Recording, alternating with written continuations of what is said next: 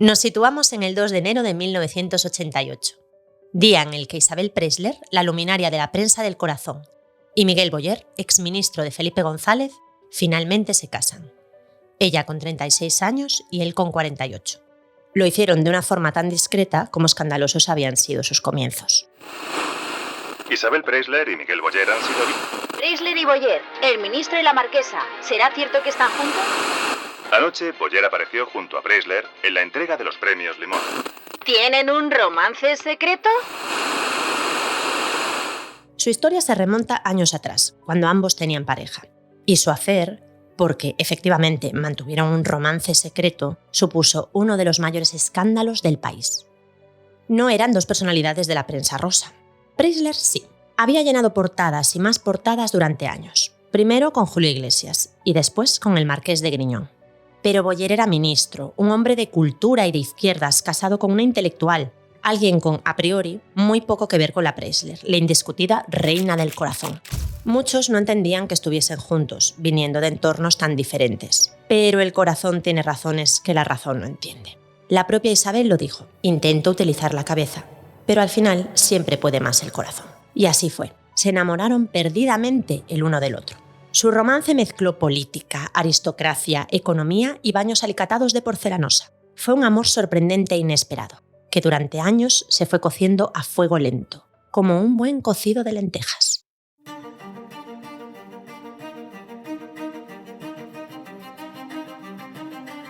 Hola, soy Raquel Piñeiro y este es un nuevo episodio de Bodas icónicas, un podcast de Vanity Fair.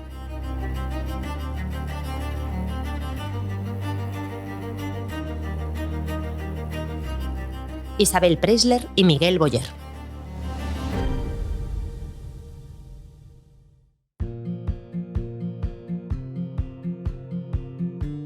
La relación de Isabel Preisler y Miguel Boyer empezó en abril del 82, de una forma en apariencia sencilla y costumbrista, por no decir poco romántica, porque el detonante de su relación fue ni más ni menos que unas lentejas. Concretamente, el famoso plato de Mona Jiménez. Las lentejas de la periodista peruana no fueron lo único que se coció en su día. También lo hizo el romance entre Isabel Preisler y Miguel Boyer. Mona Jiménez vivía entonces en Madrid y llevaba varios años organizando comidas con esas legumbres como protagonistas. Según la anfitriona, lo hacíamos a lo pobre. Contrataba a 2 camareros, alquilaba mesas, sillas y manteles, y mi cocinera se encargaba de lo demás.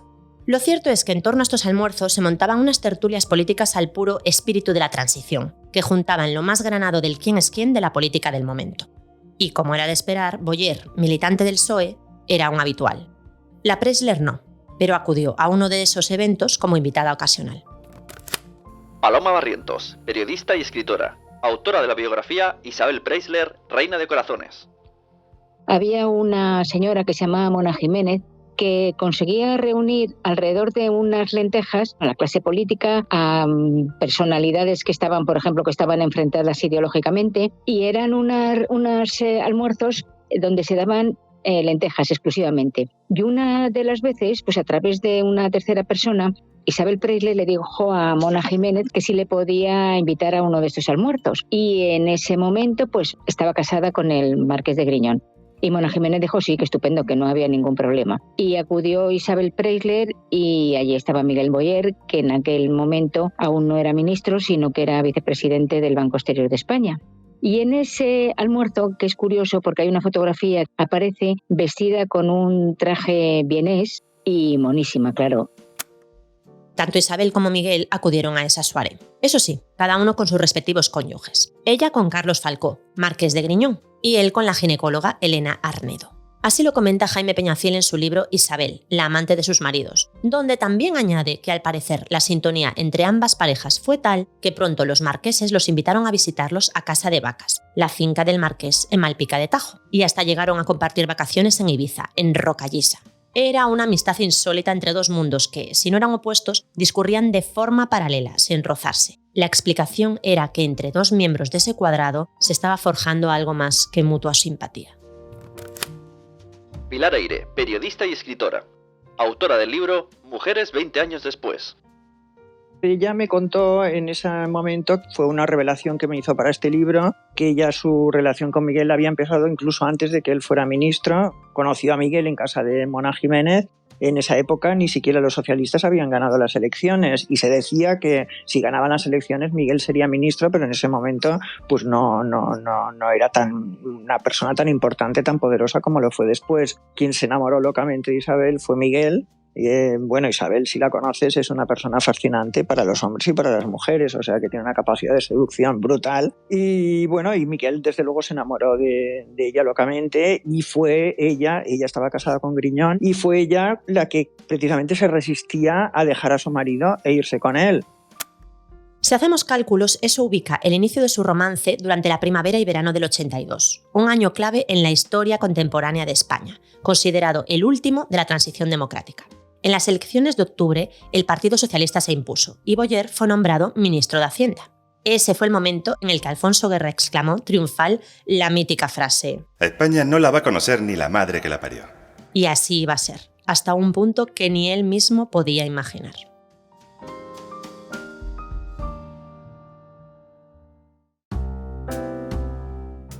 Lo que ignoraba entonces Guerra, del que pronto sería su principal adversario político, e ignoraba también el nuevo presidente Felipe González, es que el superministro Boyer mantenía una relación adúltera con una mujer también casada, y no precisamente una desconocida. Juan Luis Galiacho, director del Cierre Digital y autor del libro Isabel y Miguel, 50 años de historia de España. Que se supiera que Miguel Boyer podía tener una relación extramatrimonial con Isabel Preisler, o que Alfonso Guerra tuviera una relación extramatrimonial con la chica de Sevilla con la que tuvo su hija Alma, era un auténtico bombazo. De hecho, ambas noticias fueron cercenadas ante la opinión pública y ante la prensa, aunque la de Guerra se supo y fue el propio Guerra el que luego malmetió contra Miguel Boyer en los consejos de ministros, donde se le conocía a Isabel Preisler como la China. Las declaraciones de la propia Isabel a Vanity Fair en diciembre de 2010 cuentan cómo fueron los comienzos de la pareja, de nuevo relacionados con la comida. La primera vez que Miguel y yo salimos juntos, me llevó a comer a un restaurante a las afueras de Madrid. Y yo le dije: oye, vamos a tener cuidado, que me conoce mucha gente. Estaba muy nerviosa y no sabía ni qué pedir del menú, del apuro que me daba que me reconociera alguien. De repente entró un autobús entero de señoras que me miraban y se daban codazos. ¡La Presley! ¡La Presley!, exclamaban las señoras diciendo mal mi apellido. El secretismo era obligado. Boyer llevaba 20 años casado con Elena Arnedo, compañera suya en el liceo francés.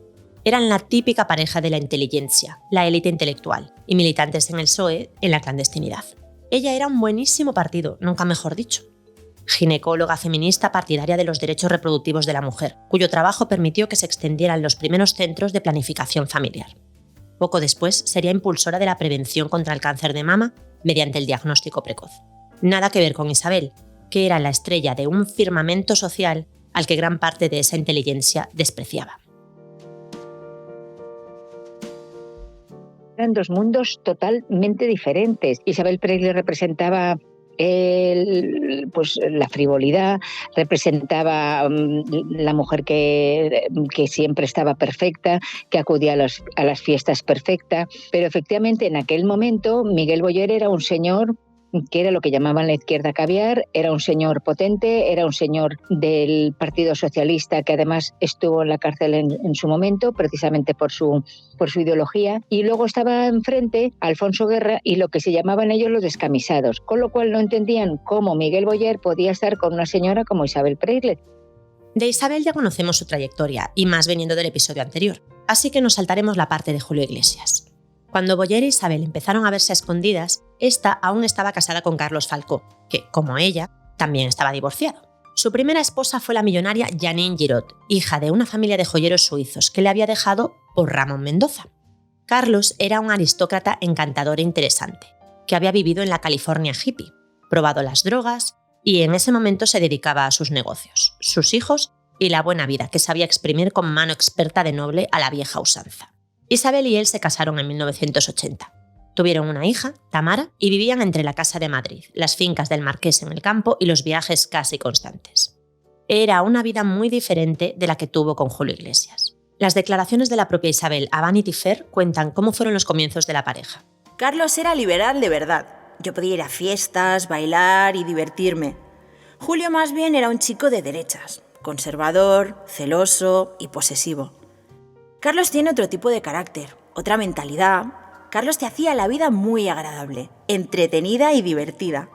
Viajábamos, íbamos a Gstaad en invierno, a cacerías, a los bailes en Londres, Nueva York, a conciertos en Salzburgo. Tanta fiesta, tanto campo y cacería, parece que comenzó a aburrir a Isabel. Isabel no se habría quedado nunca con el marqués de Griñón, habrían roto, eso estaba más que claro. Entre otras cosas porque la propia Tamara lo contó en la entrevista que le hizo Bertín Osborne en su momento. Ella contaba que su padre y su madre sí que se querían mucho, pero que no tenían absolutamente nada que ver y que realmente se casaron porque el marqués de Griñón fue muy insistente. Y esto está contado por Tamara. Efectivamente eran dos mundos absolutamente diferentes. Y luego el marqués de Griñón le gustaba mucho el campo y a Isabel Preisler no. Isabel Preisler es absolutamente urbana. Pero Boyer apareció. Cuando en el 82 el camino de Isabel se cruzó con el de Miguel entre ardientes platos de lentejas, el destino de ambos cambió para siempre. Así lo reconocía años más tarde la propia Isabel. Es verdad que me fascinó Miguel. Me dije, qué interesante es este señor. Era muy brillante. Tenía mucho sentido del humor. No fue culpa de Carlos. Fue mía. ¿Qué quieres que te diga? Lo sentí muchísimo por él, pero me enamoré. En Isabel siempre puede más el corazón, ese que tiene razones que la razón no entiende. Aunque también se rumoreó que en realidad nunca había estado enamorada de Carlos Falcó, sino que buscaba en él una figura paterna después de la complicada relación con Julio Iglesias. Carlos le abrió las puertas de la aristocracia y la alta sociedad, a la que estuvo dispuesta a renunciar por el amor de aquel señor tan serio, inteligente y pragmático, Boyer. Cosa que al final no fue necesaria, porque ese entorno no le daría la espalda por estar con él, más bien todo lo contrario. Para Boyer, la historia fue diferente. El que dejase a su esposa, inteligentísima y feminista, por lo que algunos despectivamente consideraban el símbolo de la frivolidad, parecía una amarga ironía de la vida. Pero nos estamos avanzando, porque antes de que la noticia viera la luz, la pareja estuvo alrededor de 3 años viéndose a escondidas. Los Falcó Preisler y los Boyer Arnedo coincidían en sus vacaciones en Ibiza o Mallorca. Y aunque lo escondieran, eso no impidió que los rumores se arreciaran. El secreto era un poco como estos secretos que había en aquella época, que lo sabíamos los periodistas, pero, hija mía, ¿quién va a delatar al ministro de Hacienda? Habían muchos rumores, unos ciertos y otros eran inventados, como pasa siempre, pero bueno, sí, todos, se sabía, Miguel Boyer, pues todos teníamos amigos en Iberia que nos contaban que se veían en París. Todos conocíamos a alguien del ministerio que sabía que tenía un nombre secreto, todos conocíamos la anécdota esa del día de San Valentín, ¿no? Que Miguel Boyer le envió un ramo de rosas a Isabel Rojas y cuando llegó el marqués de Griñón a casa y vio el ramo de rosas, dijo, qué raro, se han confundido porque yo las encargué amarillas. Entonces todos teníamos esta información, yo los había visto en Marbella, sabíamos dónde se encontraban, sabíamos que se encontraban en un apartamento en el Ancón, al lado de casa de Jaime de Mora, nos lo había contado el propio Jaime de Mora, pero no lo podíamos decir. ¿Qué director de periódico, qué empresario, qué director de revista se podía arriesgar a ponerse enfrente al ministro de Hacienda? Ninguno. Era un secreto a voces en el que, como en tantas ocasiones, algunos de los implicados fueron los últimos en enterarse. Llegó un punto en el que los rumores eran tan fuertes que Carlos pidió explicaciones a su esposa y hasta dieron un comunicado negando problemas. Pilar Eyre añade que este fue tal vez el momento más bajo de la prensa del Corazón, porque según ella, todos sabíamos que era mentira, pero no podíamos decir nada por tratarse de Boyer, el hombre fuerte del gobierno socialista. Pero había testigos de los encuentros secretos de Boyer e Isabel, los responsables del restaurante La Parra, por ejemplo. Las hijas de los fundadores reconocieron a Vanity Fair que los sacaban por la cocina para esquivar a los paparazzi. En abril del 84, Isabel y Miguel fueron fotografiados juntos y sin sus parejas en los Premios Limón. Aquí ya todos sabían que esa pareja era tan real como insólita. También sus respectivos esposos, Elena y Carlos, sabían lo que había, pero esperaban que la cosa cayese por su propio peso. ¿Cómo iba a tener futuro la relación entre un ministro socialista, que había estado en la cárcel durante el franquismo, y la reina de corazones, la diosa de la frivolidad? Por aquel entonces solo el tiempo tenía la respuesta. Y en efecto, era así. Cuanto más pasaba el tiempo, más capítulos acumulaban los dos. Por ejemplo, aquella vez, en febrero del 85, en la que Isabel llevó una tarta de Embassy a la fiesta de cumpleaños que Boyer celebró en el Ministerio de Hacienda. ¿Otro capítulo? Ese mismo mes de febrero, Isabel sorprendió con un repentino viaje a París para estudiar francés. En realidad fue todo una tapadera para continuar con su relación secreta. Su amiga Carmen Martínez Bordiú, casada con Jean-Marie Rossi y embarazada de Cintia, la encubría. Y Boyer la iba a ver con el nombre falso de Señor García. Hay una anécdota muy buena cuando Fernando Morán, entonces ministro de Exteriores, llega en el avión oficial a París, se baja del avión, mira a derecha e izquierda y dice: ¿ha llegado ya la China con el señor García? Y hay una anécdota que estaban en un restaurante, en una ocasión allí en París, estaban Carmen, Jean-Marie Rossi, Isabel Preisler y Boyer. Y en la mesa de al lado había unos españoles que empezaron a criticar la acción del que era vicepresidente del gobierno de Felipe González, es decir, de Miguel Boyer. Pero Miguel Boyer pues se tuvo que callar y no pudo irrumpir en esa charla ajena en la mesa de al lado donde le ponían verde.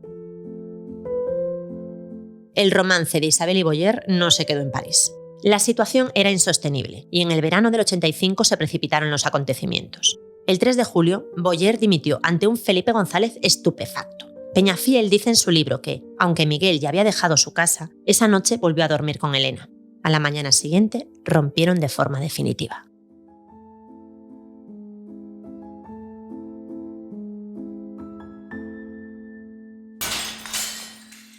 Llegado a este punto, la prensa solo esperaba que Isabel y el marqués de Griñón hicieran lo mismo. Y los pronósticos no tardaron en cumplirse.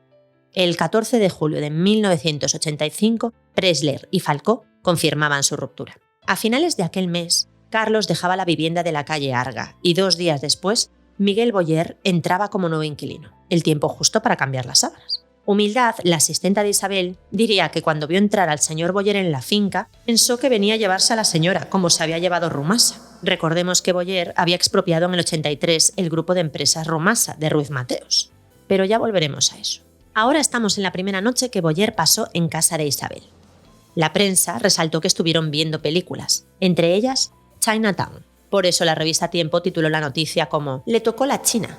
Fue un titular bastante poco afortunado. A partir de ahí, pues ya era pública la historia de los dos. Es más, en aquel momento, Miguel Boyer, que era ministro el todopoderoso ministro de Economía y Hacienda, lo que hizo fue quitar la publicidad institucional a la revista Tiempo. Y a partir de ahí pues hubo cierta animadversión hacia la revista. Muchas de las portadas de aquel verano son como para hacer un estudio sobre racismo, clase y género.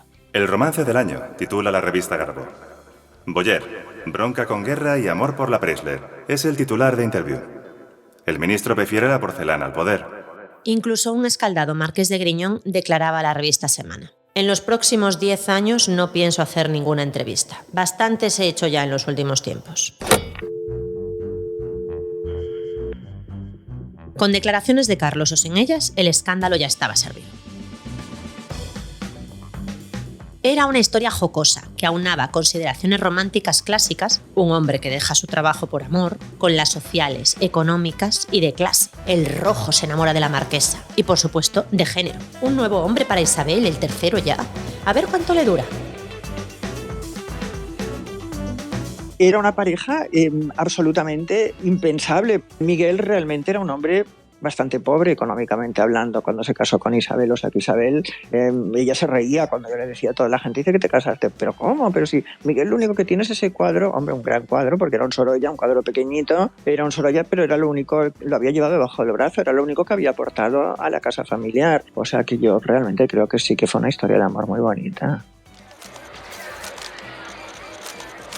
Los paparazzi no querían perderse una y se instalaron de forma permanente en su puerta, mientras se especulaba por el futuro político y sentimental de todos los implicados. Y cuando digo todos los implicados, quiero decir todos. La prensa también siguió de cerca a los respectivos ex. Pese a las insistencias, la exesposa de Boyer, Elena Arnedo, nunca quiso hablar de forma pública. Quien sí lo hizo fue la escritora Elena Soriano, su madre, que en una entrevista en la COPE comentó de la siguiente manera el giro de guión de Boyer. Eso es lógico en un señor de 50 años menopáusico.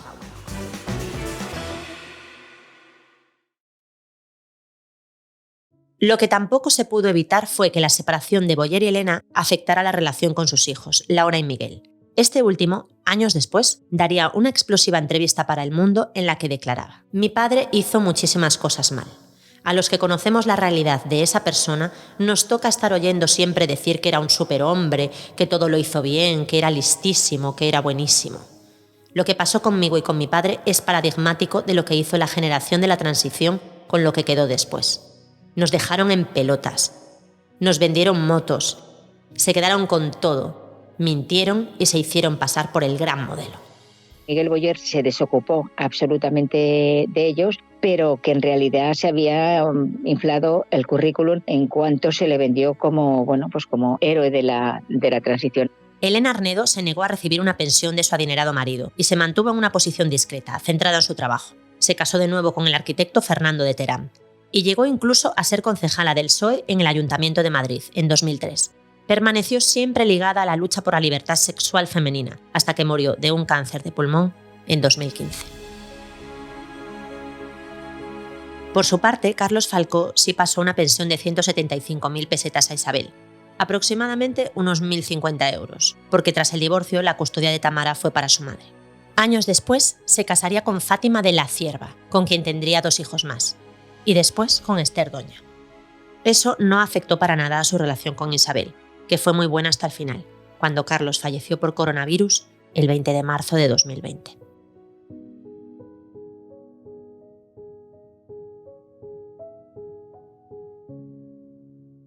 Volvamos de nuevo al año 88, a Preisler y a Boyer. Para sorpresa de muchos, la pareja encajó a la perfección. Isabel lo contaría en Vanity Fair. Es verdad que Miguel me hizo pensar que la vida era más seria de lo que yo creía. A menudo le he tenido que decir: Miguel, también la parte frívola de la vida es importante. No pasa nada por disfrutar de la frivolidad mientras sepa que lo estoy siendo. Lo peligroso es ser frívola y que no me dé cuenta, pero ¿tú has sido niño alguna vez? La boda llegó el 2 de enero de 1988 a las 9 de la mañana. Fue discreta y sin alaracas, en los juzgados de la calle Pradillo de Madrid, porque Miguel era ateo convencido. Isabel lucía un vestido gris marengo ribeteado en piel con mangas afaloradas, lujoso, elegante y sin estrellancias. El 2 de enero es una fecha absolutamente rara. En el juzgado ese día había poca gente y una de las funcionarias que se encontraban en una de las plantas que estaban haciendo horas extras fue la testigo excepcional de la boda del año, y al chalet de Arga empezaron a llegar regalos. Fueron uno de los iconos de los 80. No es extraño, por tanto, que Francisco Umbral dijera en 1990 que la década de los 80 está simbolizada por Isabel Preisler y Felipe González, en un país donde cada cual opta por buscarse la vida, decidido a vivir por encima de sus posibilidades. No era así para Isabel, que poseía un jugoso contrato con Porcelanosa y estaba casada con un Miguel Boyer que había pasado al Consejo de Administración de Construcciones y Contratas y representaba la deriva de la izquierda caviar. La percepción pública de la pareja también estuvo ligada a Ruiz Mateos.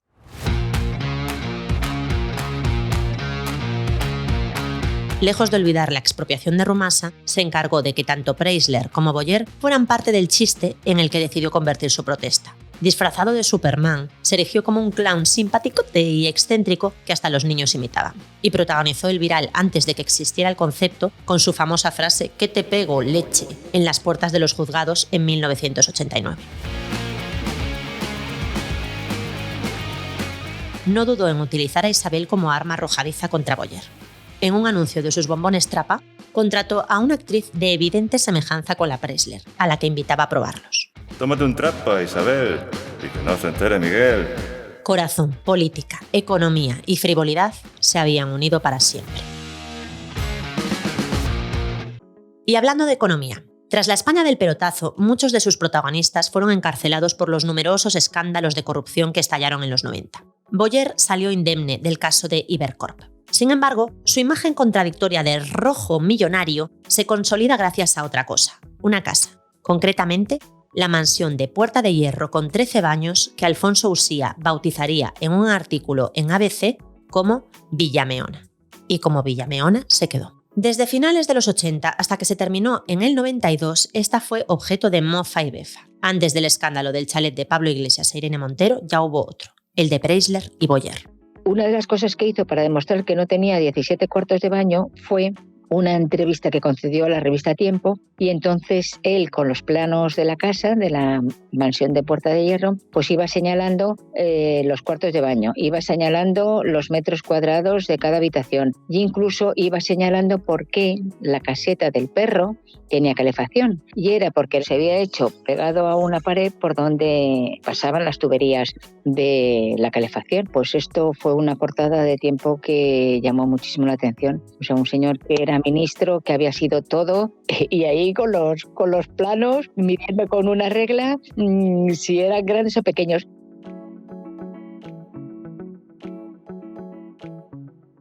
Patinazos como este no mermaron la popularidad de Isabel, que en los 90 y 2000 seguía como la indisputada reina del corazón. Todo lo que hacía despertaba interés. Que se hablaba por teléfono con no sé quién, que qué tratamientos de belleza hacía, que si una crema barata había caído de su bolso en un avión. También sus hijos se volvieron mediáticos, con el salto al estrellato de Enrique Iglesias o las noticias que empezó a protagonizar Tamara Falcó, como cuando estrelló su Mini contra un Starbucks. Y eso fue solo el principio. Isabel y Miguel, ajenos a todos y a todo, seguían cuidando una de las relaciones más estables y sólidas de los 90 y de nuestro siglo. Y así siguieron hasta que Miguel sufrió un ictus en febrero de 2012. Por suerte, logró recuperarse y él mismo declararía en la portada de Hola: Isabel me ha salvado la vida, ya que ella se había volcado del todo en los cuidados y rehabilitación de su marido. Boyer finalmente fallecería en septiembre de 2014. Solo tras el entierro vieron a la luz los problemas familiares por el reparto de la herencia.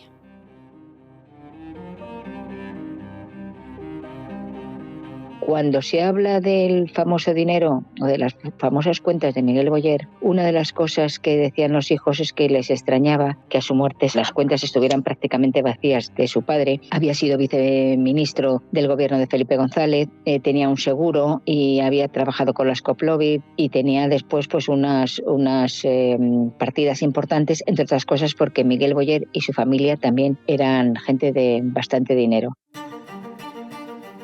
En 2015, Isabel Preisler volvería a dar otra campanada cuando saltó la noticia de que había iniciado un romance con Mario Vargas Llosa. Muchos pusieron el grito en el cielo por el poco tiempo transcurrido tras la muerte de su marido, solo un año. Esto sin mencionar que el premio Nobel ya estaba casado y su esposa Patricia Llosa dijo que se enteró por la prensa de que la habían dejado.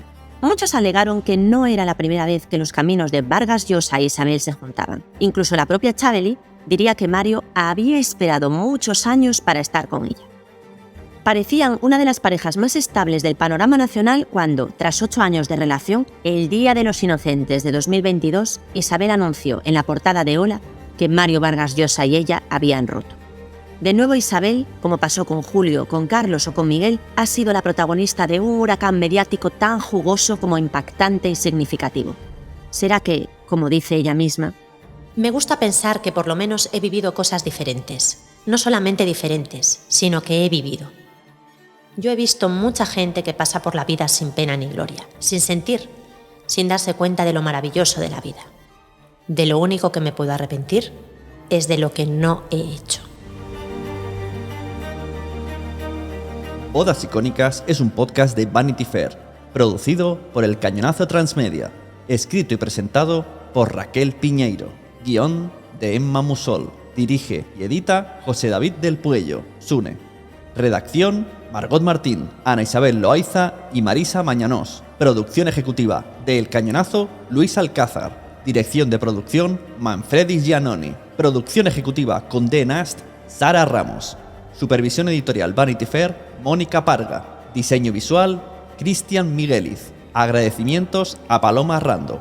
Con las voces de Lidia Amanda Montiel y Carlos Ruiz Pernías, grabadas en los estudios Lando, en Madrid. En este episodio han participado Paloma Barrientos, Pilar Eire y Juan Luis Galiacho. Muchas gracias por escuchar Bodas Icónicas, un podcast de Vanity Fair.